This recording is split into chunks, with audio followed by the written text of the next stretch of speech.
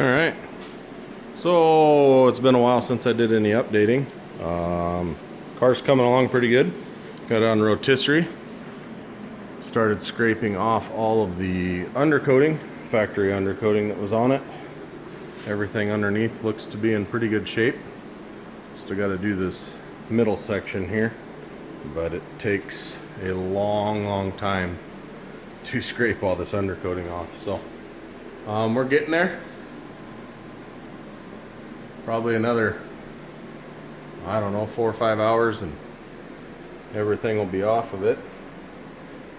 I did get the new taillight panel put in it. It is in it, ground down. Did all that before I mounted it to the rotisserie.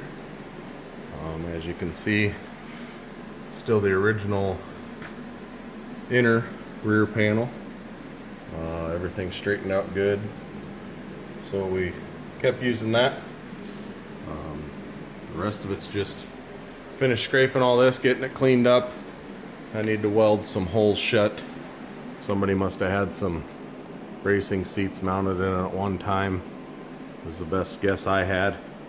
And some extra holes for shifters that have been mounted to it over the years, and just different things that have been added.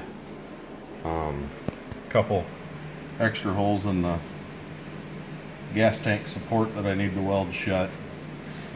Just a couple little 1/8 inch holes that are from where I had mounted the fuel line when I put the braided fuel line with all the AN fittings and everything. I'll weld them shut and probably try to mount the new lines more or less on the factory locations when I go to put it back together. It'll still be all braided line, but I think I'm going to go with the black braided line. As far as metalwork, the car is most of the way through metalwork.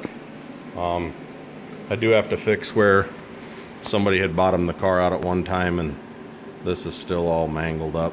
We're going to cut all that out, and there's 3 or 4 layers there that we'll just cut it out, start with the inner layer and start welding it back together.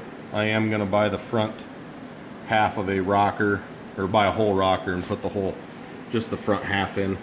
It's just accident damage, it's not rust damage, so we'll go in there and we'll put the front part in and, you know, corrosion protection it. When we put it back together, I'll run the wand down there and put cavity wax in it. I'm also going to probably come in and cavity wax every one of these braces and inside the frame rails, and everything there.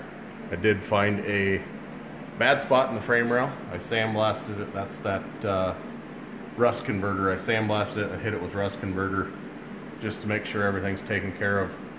I will wire brush that probably next weekend and make a patch and weld it in. Everything's super solid. You can see the metal is factory thickness around it. It was just had a bad spot somewhere.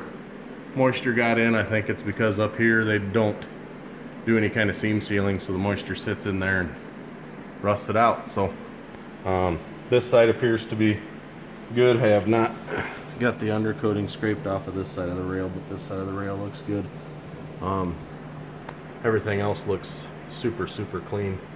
It's exactly what I was looking for. So the plan is here and probably next weekend finish scraping and hopefully get my holes welded up, get that frame rail welded up, and hopefully in a couple weeks I can take it, and I got a guy lined up. He's gonna media blast the underside and the inside and all the door jambs, tail panel, firewall, all that stuff.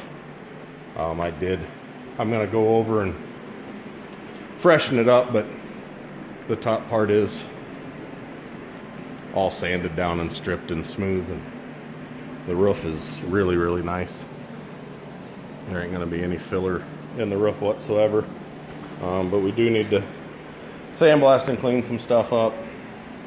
The inside of it, as you can tell, looks really nice.